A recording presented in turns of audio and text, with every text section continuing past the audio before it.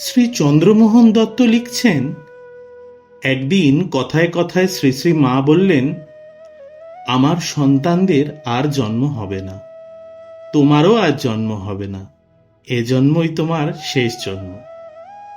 শুনে আমি কিছুই বলতে পারিনি। কৃতজ্ঞতা প্রকাশের ভাষাও ছিল না আমার মুখে।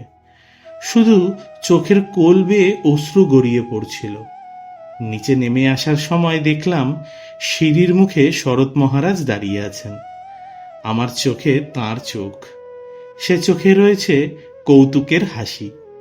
মহারাজ বললেন, কি হে, 16 আনা কাজ গুছিয়ে নিলে?